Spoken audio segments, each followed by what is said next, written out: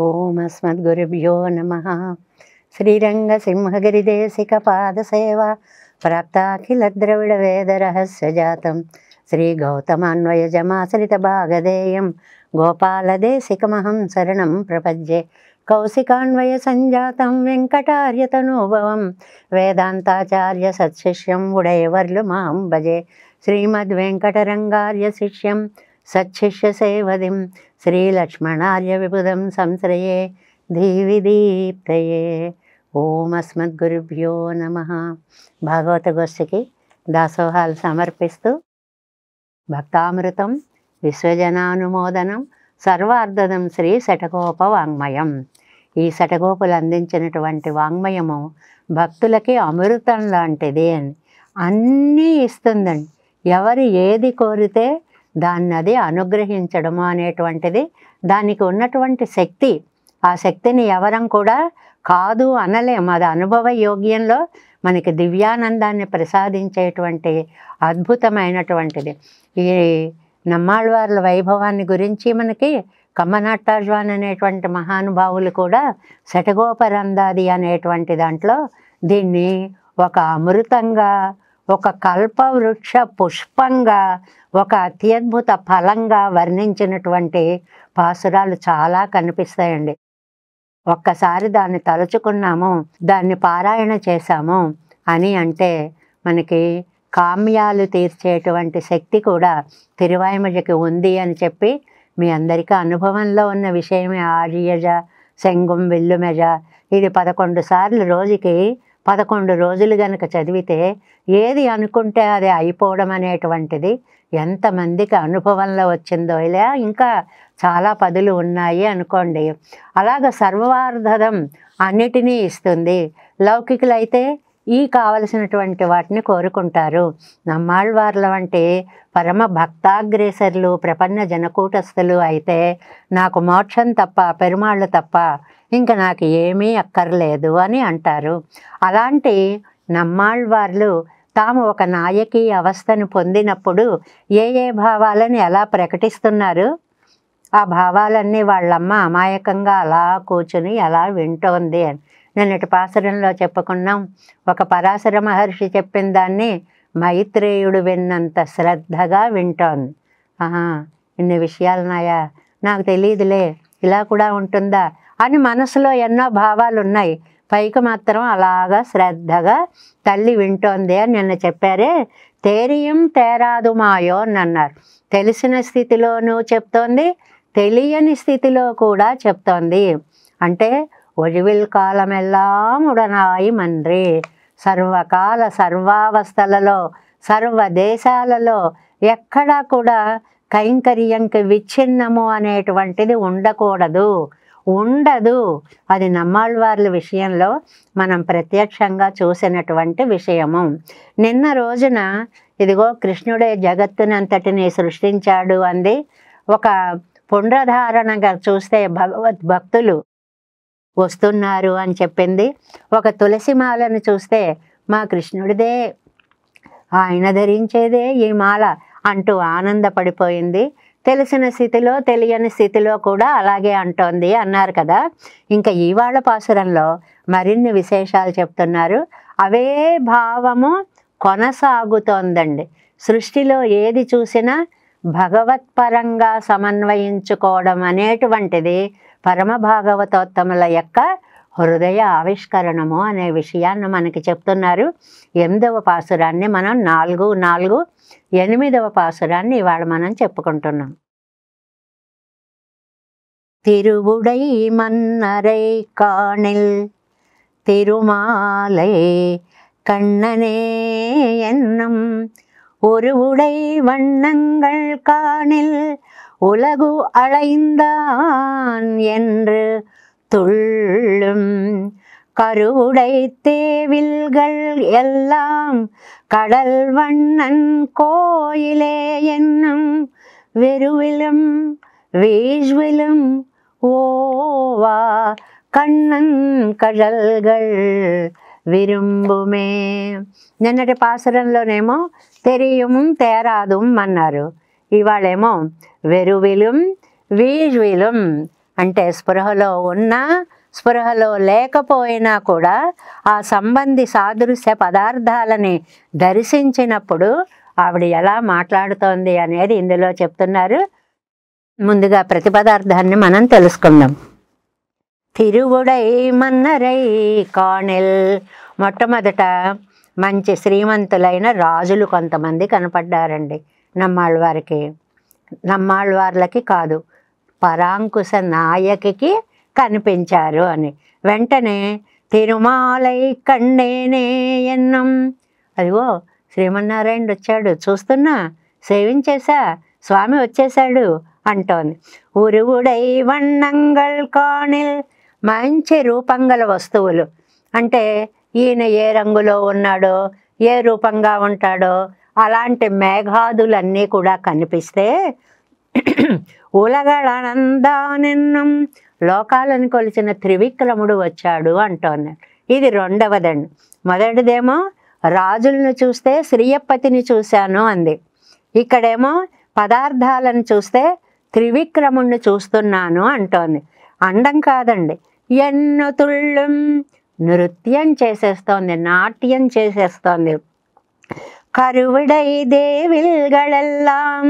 ఎక్కడైనా సరే లోపల విగ్రహం ఉన్నటువంటి ఆలయం కనిపించిందా చాలు, కళల్వన్నన్ కోయిలే ఎన్నం. అదిగో మా సముద్రవర్ణుడి గుడి అక్కడుంది, ఆ గుడి చూసారా, లోపల స్వామి ఉన్నాడు చూసారా అంటూ కనపడ్డ ప్రతి దానిని కళల్వర్ణన్ కోయిల, ఆయన యొక్క కోవిల అని అంటోంది. ఎప్పుడు పెరువిలం. అందరూ ఒకసారి ఏమిటంటున్నామని దగ్గరికి వచ్చారనుకోండి, ఒంటి మీదకి స్పృహ వచ్చింది, సిగ్గుపడిపోయింది. సిగ్గుపడిపోయిందని ఆపిందా? ఆపలేదు. అది పెరుమాళ్ళ కోవిల అంటూ సిగ్గుపడుతూనే చెప్పేస్తోంది. వీళ్ళం అంటే మోహించి ఉన్నప్పుడు అని. నిన్నటి పాసరంలో తేరియం తేరాదుం అలాగా నిన్నటి పాసరంలో.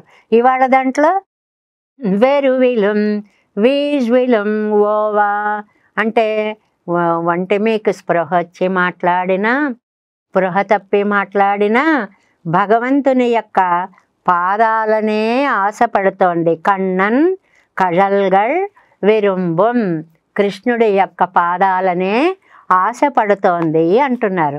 ఇందులో మనకి చక్రవర్తుల యొక్క ఒక ప్రస్తావన తీసుకొని వచ్చారు అన్నమాట. దీనికి నంబిళ్ళయ్య గారు ఎలా వ్యాఖ్యానం చేశారో చూద్దాం. చూడండి, 124వ పేజీ, ఈడు ఎట్టాం పాటిల్ 7 వ్యాఖ్యానంలో 8వ పాసురం యొక్క వివరణ. అత్యంత దుర్దశైవర్తీ నిన్నాலும் ఇవళ్ తదేక పరయ్యా ఇరుక్కుమింగిరాళ్. అత్యంత దుర్దశ అంటే చెప్పలేనంత స్థితి, ఒళ్ళు తెలియట్లేదు, భ్రమలో పడిపోయింది, ఏం జరుగుతోందో తెలియట్లేదు. ఆలుం అయినా కూడా ఇవళ్ తదేక పరయ్యా ఇరుక్కుమింగిరార్. భగవంతుడి గురించిన ఆలోచన తప్ప రెండవ ఆలోచన పరాంకుశ నాయకికి లేదు. కొన్ని పరిస్థితులు ఉంటాయి, అవి మనిషిని అంత తీవ్ర స్థితికి తీసుకొని వెడతాయి. ఇప్పుడు పరీక్షిత్తు మహారాజు ఉన్నాడండి, ఆయన ఏదో ఆ వేటకు వెళ్ళడం, ఆ కథ అంతా తెలుసు. చచ్చి ఉన్న దాహం అడుగుతాడు ఒక ఋషిని, ఆయన పాపం తపస్సులో ఉంటాడు, ఈయన ఏమడిగాడో ఆయనకు వినపడదు. కోపం ఎంత చెడ్డదో చూడండి, ఆ కథ చెప్తుంది మనకి. పక్కన చచ్చిపోయిన పాము ఒకటి ఉంటే బాణంతో దాన్ని తీసి ఆ మహర్షి మెడలో వేసేసి వెళ్ళిపోతాడు. లోకం అందరికీ తెలిసినటువంటి కథే ఇది. అలా ఆ కథని చెప్తున్నాడు ఈయనకి. ఆ శమీకుడు అనేటువంటి మహర్షికి చేసినటువంటి అపరాధం. తర్వాత ఆ మహర్షి కొడుకు వస్తాడు. కొడుకు వచ్చి, అయ్యో ఇదేమిటి ఇలా చచ్చిన పాము మా నాన్న మెడలో ఉందంటే ఎవరో చెప్తారు, రాజు ఇలా వేశాడు అని చెప్పి. అయితే ఆ రాజుకు 7 రోజుల్లో సర్పము చేతే మరణము వచ్చుగాక అని ఒక శాపం పెట్టేస్తాడండి. ఆ శాపాన్ని ఋషులు ఎంత దయామయ హృదయలో, అసలు భాగవతం చదువుతుంటే అది అనిపిస్తుంది ముందు. భాగవతాల కథలంతా గొప్పతనం అవన్నీ అలా అట్టే పెట్టండి. ఏం చేసావు నాయనా నువ్వు అని అడుగుతాడు కళ్ళు తెరిచిన ఋషి.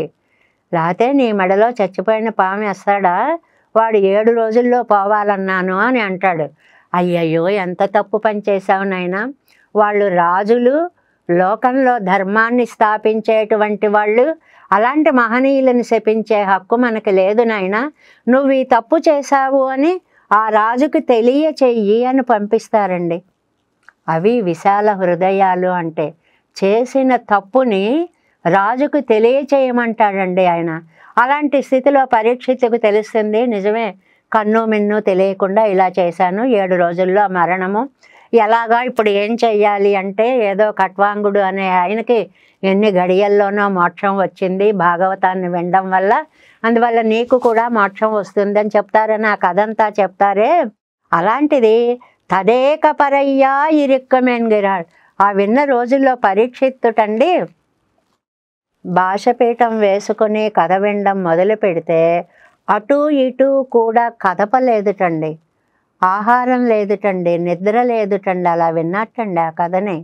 వాసో నిగ్రహమెన్నరు ఆకలియు నీర్వట్టుం గణింపర్ తలల్ మాసంగాయన రంగమల్ వడకని పాటింపరట్లుండని ఆసాయంబుగా ఆనిసాక్ష్యముగా ఆమనాయమం చదువుతో ఆసీన ప్రచలాయితంబైన లేదా అంటారు తెనాలి రామకృష్ణుడు. అంటే ఆసీన ప్రచలాయితం, మనం కాసేపు ఇలా కూర్చోవాలనుకోండి, అబ్బా కూర్చోలేకపోతున్నాం, ఆ కాలు ఇటు పెట్టుకోవాలి, ఈ చెయ్యి ఇటు పెట్టుకోవాలి, నానా అవస్థ పడతాం. కూర్చున్నవాడు కూర్చున్నట్టు అలా విన్నట్టండి 7 రోజులు పరీక్షిత్తు. ఎందువల్ల అది అంటే తదేక పరరాయిరిక్కుమెంగిరార్, పరమాత్మనే ధ్యానిస్తూ ఉండడం వల్ల లౌకికమైనటువంటి మార్పు అనేటువంటిది ఏది కూడా తెలియడం లేదు. తిరువడై మన్నరై కాణిల్, ఈ పరాంకుశ నాయకి రాజులు కనపడ్డారండి. ఓహో రాజులా అనుకోదటండి. కొత్త కురైవత్త ఐశ్వర్యంగళై ఉడయ్యరాన రాజా కడై కాణిల్. వాళ్ళకి ఏ లోపాలు లేదు. మహారాజు అంటే ఏమిటండి, ఒకసారి కంటి చూపులతోటి లోకాన్ని పరిపాలించగలిగిన ఐశ్వర్య సామర్థ్యాలు కలిగినటువంటి మహనీయులు అన్నమాట. శ్రీయప్పతి అయి ఒరిపని కాణపెత్తేనే ఎన్నం. ఆ రాజును చూడగానే అదిగో శ్రీయప్పతి వచ్చేసాడు, శ్రీయప్పతి వచ్చేసాడని రాజులో శ్రీయప్పతిని దర్శిస్తోంది పరాంకుశ నాయకి అని. పైకి అర్థం చెప్పుకుంటే నా విష్ణు పృథ్వీపతి కదండి, ఆయన యొక్క అంశం ఉంటే కానీ వీడు రాజు అవడు కాబట్టి రాజు అయ్యాడు అనేటువంటి దాన్ని అలా దర్శింది అనుకోవచ్చు, ఇది విష్ణు స్వరూపము అని. కానీ అది కాదండి. ఆ రోజుల్లో ఎలా ఉండేది అంటేనండి, నాదముని కాలాన్ని గురించి చెప్తున్నారు. నాదమునులు అంటే పూర్తి పేరు రంగనాథ మునులు, ఆయన పేరు నాదముని అని వచ్చేసింది. రాజా సామంతం తలయిలే అడియయిట్టు ఆనై కజిత్తిలే పుక్కప్పడియై కండు. నమ్మాళ్ళవార్లకి ఆ భావనలో కనపడింది కండి. ఒక పెద్ద ఏనుగు, ఒక మహారాజు, ఆ ఏనుగుని ఎక్కాలి, ఏవో వేరే కుర్చీలాంటివో నిచ్చెనల్లాంటివో ఏవో తెస్తే ఎక్కచ్చు, అలా ఎక్కలేదుటండి. వాళ్ళు ఏం చేస్తారట, సామంతం తలయ్యిలేయడి అయ్యిట్టు, నువ్వు వంగరా అని సామంతరాజుని వంచి ఆ మెడ మీద కాలేసి ఆ ఏనుగు మీకు ఎక్కేవారటండి.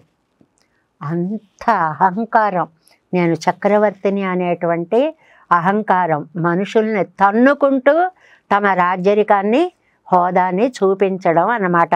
అడియయిట్టు ఆనై కజెత్తెలే పుక్కప్పడియే ఎక్కండు. ఆ ఏనుగు మీదకి ఎక్కడాన్ని చూసి నాదమునులు ఆయన అనేవటండి, సర్వేశ్వరన్ బ్రహ్మాదిగల్ తలయిలే అడియిట్టు பெரிய திருவிடையை మేల్కొళ్ళంబడి ఇదివాగాదే ఎన్న అమోహితారెన్నో ప్రసిద్ధమిదే. చూస్తున్నారటండి నమ్మాళ్ళవారు. రాజు, అక్కడ సామంతుల అరచేతుల్లో మెడల మీద పాదాలు వేయడం, ఏనుగు ఎక్కడం, అది నాదములకు అలా కనపడలేటండి. రాజు అనగానే విష్ణుమూర్తి కనపడ్డట, సామంతులు అని అనగానే బ్రహ్మాదులందరూ కనపడ్డారటండి. వాళ్ళందరి మీద తలను పెట్టి అక్కడ రాజు ఏనుగునెక్కితే శ్రీమన్నారాయణుడు ఇక్కడ గరుడ వాహనారూఢుడయ్యాడు. మేల్కొళ్ళంబడి ఇదివాగాదే, అలా ఉంది కదా ఇది, ఎన్న అమోహితారెన్న ప్రసిద్ధమిరే అని మోహపడిపోతున్నారటండి. అంటే మనకి ఏది నిరంతరం భావిస్తామో ప్రపంచం అంతా దానిలాగే కనిపిస్తుంది. అక్కడ ఉన్నవాడు రాజు, అదొక ఏనుగు, అది ఎక్కుతున్నాడు అని తోచదు. శ్రీమన్నారాయణుడు అక్కడ రాజు సామంతుల తల మీద అని గుర్తుకు రాదు. బ్రహ్మాదుల తల మీద పాదం పెట్టాడు. అక్కడ ఏనుగునెక్కాడు, ఇక్కడ గరుత్మంతుడినెక్కాడు. భావ సాదృశ్యం అంటే అంత లగ్నమైపోయి ఉంటుందన్నమాట మనస్సు. రాజా సపరికరమాగా గంగై కొండ సోజపురత్తేర పోగచ్చైదే. ఇంకో ఉదాహరణ చెప్తున్నారు. ఇవాళ ఇందులో మనకి నాథములను గుర్తు చేశారు మహానుభావులు. వారే గనక లేకపోతే నాలాయిర దివ్య ప్రబంధం మన వరకు అందేదే కాదు. ఆ కథ అంతా మీకు తెలిసే ఉంటుందండి. పెరియ మొదలయ్యారు మన్ననార్ తిరువడిగడిలే సేవిత్తిరుక్కచ్చేదే పెన్ బిళ్ళై వందు. ఒకరోజు ఆయన అలా కూర్చున్నారండి నాథమునులు. అక్కడికి గంగై కొండ సోజపురం అది ఒక ప్రదేశం అంది. అది కాటుమన్నారు కోవిలికి కొంచెం దగ్గరగా ఉంటుందట. అక్కడికి వెళ్ళడానికి ఒక వేషము నాటకాల వాళ్ళు అయి ఉంటారు బహుశా అనుకోవచ్చు మనం. ఏంటంటే రాముడు, సీత, లక్ష్మణుడు, ఆంజనేయుడు 4 వేషాలు అలాగైనా చెప్పచ్చు. లేకపోతే అక్కడ ఉన్నటువంటి ఒక అధికారి ఒకరు ఆ రూపాలుగా వేసుకుని ఆ ఇంటి ముందు నుంచి అలా వెడుతున్నారట. ఎలా వెడుతున్నారు? రాముడిలా, లక్ష్మణుడిలా, సీతల, ఆంజనేయ స్వామిలాగా నాదమునుల ఇంటి ముందు నుంచి అలా వెడుతున్నారట. వెడుతుంటే పెన్బిళ్ళై వందు వాళ్ళ అమ్మాయి చూసింటాడు. చూసి నమ్మగత్తిలే ஒரு குரங்கும் 2 வில்லிகளும் ஒரு பெண்ணும்மாగా వందు పుగుందారుகள் ఎన్నవారే. నాన్న నాన్న నాన్న అని పరిగెట్టుకుంటూ వచ్చేసి నాన్న మన ఇంటి ముందు నుంచి ఒక కురంగం ఒక కోతి వెళ్ళింది నాన్న అంటే ఆంజనేయ స్వామి వేషంలో ఉన్నాయని వెళుతున్నాడు. 2 విల్లిగళం 2 ధనుర్బాణాలు పట్టుకుని ఉన్నారు నాన్న. ఒక పెണ്ണుమ్మాగా ఒక స్త్రీ ఉంది అంటే సీతాదేవి అని చెప్పిందిటండి.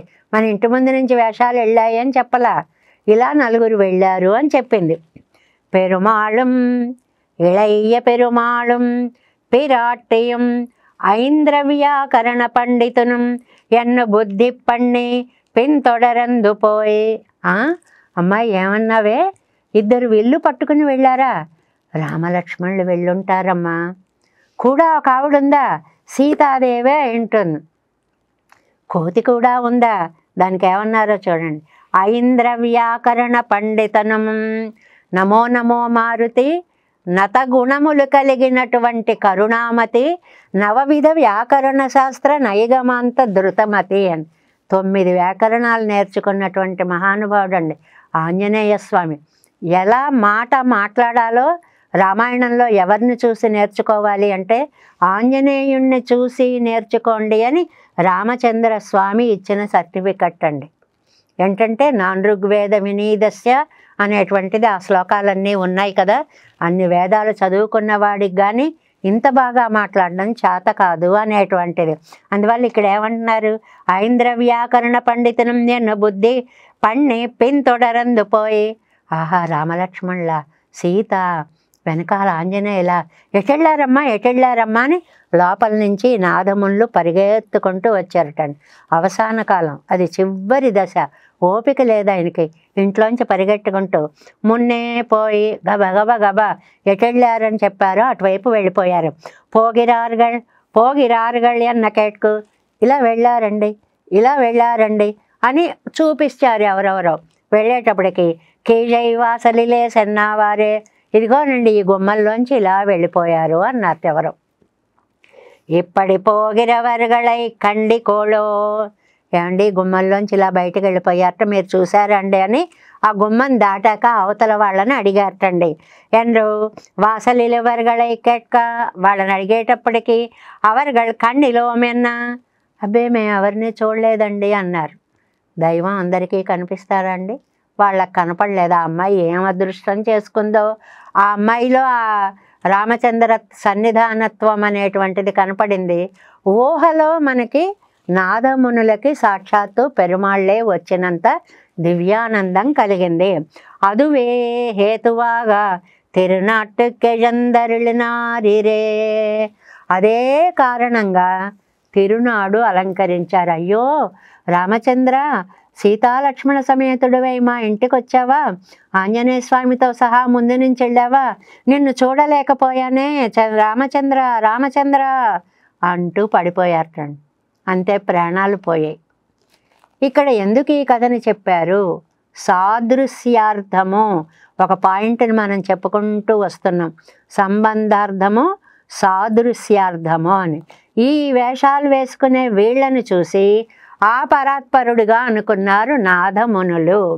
అలాగే ఇక్కడ ఈ రాజులను చూసి సాక్షాత్తు శ్రీయప్పతే అనుకుంటోంది పరాంకుశ నాయకి అనేటువంటి పోలికని నంబిళ్ళయ్య గారు చాలా అద్భుతంగా వర్ణించారండి దాన్ని.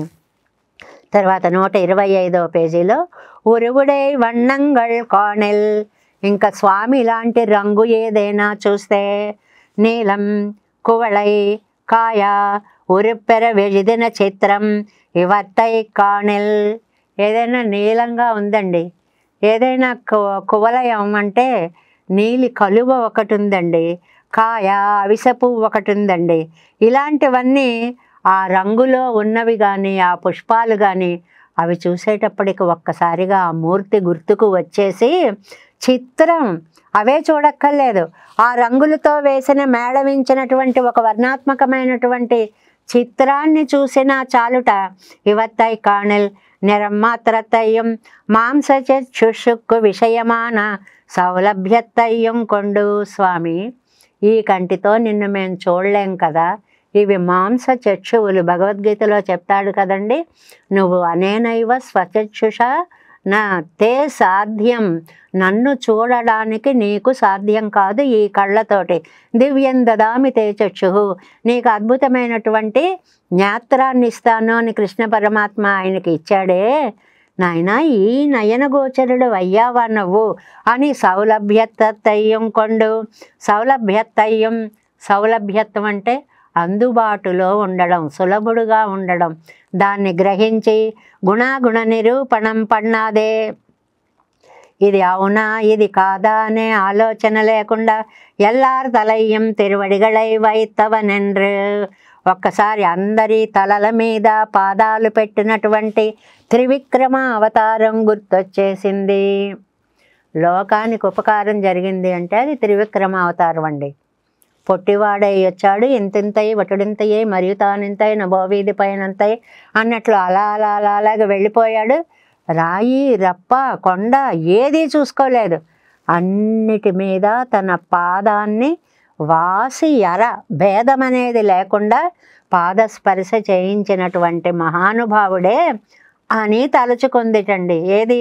ఆ నైల్యాన్ని చూసేటప్పటికి, నీలి రంగుని సదృశ పదార్థాలను చూసేటప్పటికి పశువీనరుకే కట్టి వైత్త కండ్రుతుళ్ళు మా పోలే, అమ్మ దగ్గర అంటే ఆవు దగ్గర కట్టినటువంటి దూడ ఎలా అయితే తుళ్ళింతలు తుళ్ళింతలు తుళ్ళింతలు స్థిమితంగా ఒక్క క్షణం ఉండదండి, ఎగిరిపడుతూ ఎగిరిపడుతూ ఎగిరిపడుతూ ఎలాగైతే ఉంటుందో ససంభ్రమ వ్యాపారత్తై పన్నా నిర్కం, అలాగా ఆళ్వారి నాయక యొక్క మనస్సంతా ఆనందనాట్యం చేసేస్తోంది.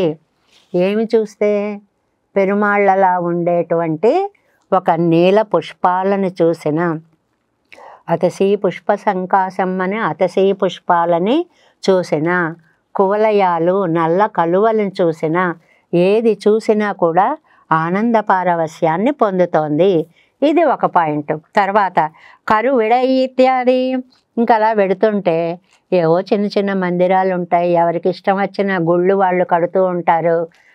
ఏ గుడి చూసినా సరేట కల్ పుదైత్తు కిడక్కుం స్థానంగళ్ కాణిల్, ఏదో ఇంత బొమ్మ ఉండి లోపల ఓ చిన్న మందిరం కట్టినటువంటి ఆలయాలు చూసినా సరే అవి ఎల్లాం పెరియ పెరుమాళ్ పళ్ళి కొండలు గరిగర కోయిలే ఎన్నం, ఇవన్నీ ఎదుగో మా స్వామి వెలసినటువంటి ఆలయాలు, లోపల మా స్వామే ఉన్నాడు అంటోంది అంటారు. అంటే ఎలా అంటుందండి? లోపల వేరు వేరు దైవాలు ఎవరైనా ఉండొచ్చు కదా అంటే మళ్ళీ కింద కింద వ్యాఖ్యానాల్లో వస్తారు. అప్పుడ అంతర్యామియా ఇరుక్కుమో ఎన్న, ఆ లోపల ఆ దైవాలలో అంతర్యామిగా ఉండేటువంటి పరాత్పరత్వాన్ని గుర్తించింది ఆళ్వారు నాయిక అని చెప్పడం అన్నమాట.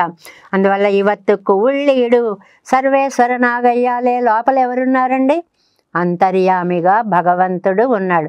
భగవద్గీతలో చెప్పారు కదా, ఎవరెవరిని ఏ యథామాం ప్రపద్యంతే తాం తదైవ భజామ్యహం మమవర్తమాను వర్తంతే. ఎవరెవరిని ఎలాగైనా పూజించండి, వాళ్ళలో నుంచి లోపలనే నుండి వాళ్ళ చేత ఆ పనులు చేసే శక్తి సామర్థ్యాలు వాళ్ళకి అనుగ్రహిస్తాను అన్నాడు. కాబట్టి ఏ విగ్రహం చూసినా అది పెరుమాళ్ళ కోయిలే అనేస్తోంది.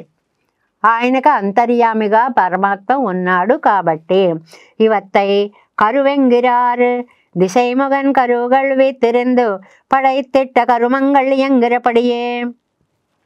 అది మనకి బ్రహ్మాదుల యొక్క అంటే ఇతర దేవతల యొక్క ఆలయాలైనా సరే అందరికీ అంతర్యామిగా ఉండేవాడు స్వామి అనే విషయాన్ని చెప్పడం అన్నమాట. కరువెండ్రు, కరు అంటే అర్థం ఏంటండి? బీజం అని ఒక అర్థము, గర్భత్తుకం గర్భ ఆధారత్తుకం పేరు అంతర్యామిత్వము అన్నమాట. లోపల ఉండేటువంటి పెరుమాడు. గర్భభూతుడు అంటే లోపల ఉన్నటువంటి వాడు, దానికి ఆధారమైనటువంటి వాడు అని అర్థం అన్నమాట. ప్రతిమయ్యుడైతానా ఒక విగ్రహాన్ని గనక కలిగి ఉంటే దేవు ఇల్గళ్ దేవుడి యొక్క ఇళ్ళవి. దేవుడి ఇళ్ళు అంటే దేవాలయాలు. దేవాలయంగళెల్లాం కండాల్ వెరువిలుం ఇత్యాది. ఇదిగో ఇదే కోవిల, ఇది కృష్ణుడిదే. ఇలా చెప్తుంటే దగ్గరికి వచ్చి ఎవరు ఏంటి చెప్తున్నావు, భలే కబుర్లు చెప్తున్నావు అనగానే వెంటనే వెరువిలుం ఇత్యాది సిగ్గుపడిపోతుంటాడు. ఏమిటో అన్నీ నాకు భగవన్మయంగానే కనిపిస్తున్నాయని సిగ్గుపడుతూ తెలివుడయ్యడాయి బంధుక్కడై కണ്ണంజి ఇరుక్కుం బోధోడు. వాళ్ళందరూ వచ్చి అడిగితే కొంచెం సంశయం, కొంచెం భయం, కొంచెం సిగ్గు, అన్ని భావాలు ఆరిపడింది. మోహిత సమయత్తోడు ఇరువదు వాసియరా. తెలిసి చేస్తోందా తెలియక చేస్తోందా అనేటువంటి భేదం లేకుండా ఇడై విడాదే మోహంలో కూడా అంటే ఒళ్ళు తెలియకపోయినా కూడా కృష్ణన్ తిరువడిగళై విరుంబా నిర్కం. అయ్యో కృష్ణ పాదాలు నాకు కనిపిస్తున్నాయి, అయ్యో కృష్ణుడు అక్కడ ఉన్నాడు, అది మా కృష్ణుడి యొక్క ఆలయమే అంటూ ఆలయంలో ఉన్న ఆ విగ్రహంలో అంతర్యామి రూపంలో ఉన్న పరమాత్మని, ఆయన వెలిసినటువంటి ఆలయాన్ని, తత్ప్రదేశాన్ని అన్నిటినీ కూడా భగవద్మయంగానే భావిస్తోంది పరాంకుశ నాయకి. ఇదన్నం ఏకరూపమా ఇరుక్కం. మా అమ్మాయికి అన్నీ ఒకేలా కనిపిస్తున్నాయి, అవి ఏవైనా కావచ్చు, అన్నీ సర్వేశ్వరమయంగా దర్శించగలుగుతోంది పరాంకుశ నాయకి. మారాడిరు ఇరువదు మోహం ఉణరెత్తయం. తెలివి భ్రమ మారుతున్నాయి అంటే ఒక్కొక్కసారి స్పృహలోకి వస్తుంది, ఎక్కడ నాని ఏమిటి అంటోంది. అందులో కూడా అదిగో కోవిల, పెరుమాళ్ళు కోవిల వచ్చిందిగా అంటోంది. ఇంతలో భ్రమలోకి వెళ్ళిపోతుంది, కోవిల్లోకి వచ్చేసాం అంటోంది. అంటే తెలివి ఉన్నప్పుడు అదే అంటోంది. తెలివి లేకపోవడం అనే అవస్థలు దేహానికి మారుతున్నాయి, కానీ మనస్సులో మాత్రం ఇంత కూడా మార్పు అనేటువంటిది లేదు. స్థాయియా ఇరుపదిదువే. ఏముందండి ముఖ్యంగా ఆవిడ మనస్సులో? భగవత్ ప్రావణ్యం ఉంది. భగవంతుడు తప్ప ఇంకా ఈ సృష్టికి కారకుడు వేరు లేరు. ఏ దైవం ఏ శక్తిని కలిగి ఉన్నా ఆ దైవానికి ఆ శక్తిని ఆయనలో అంతరాత్మగా ఉన్న భగవంతుడే ప్రసాదిస్తాడు అనేటువంటి ఏకభావం, అన్నిటికీ పరాత్పరుడు శ్రీమన్నారాయణుడే అనేటువంటి భావాన్ని మా అమ్మాయి స్థాయియా ఇరుపదిదువే ఇత్తాల్ భగవత్ ప్రావణ్య ఇవర్కు సత్తా ప్రయుక్తమెంగై. ఈవిడికి సత్తా ప్రయుక్తం, జీవించి ఉండడానికి కారణము భగవత్ ప్రావణ్యమే, అంటే భగవత్తత్వము యొక్క గొప్పతనమే అనేటువంటి అంశాన్ని చెప్తూ ఎవరెవరిని చూస్తే ఏమంటుందండి? రాజులను చూసేటప్పటికీ రాజులాంటి దైవం గుర్తొస్తున్నారు అని వ్యాఖ్యానంలో మనకి నాదమునుల యొక్క వృత్తాంతాన్ని గుర్తు చేశారు నంబిళ్ళయ్య గారు.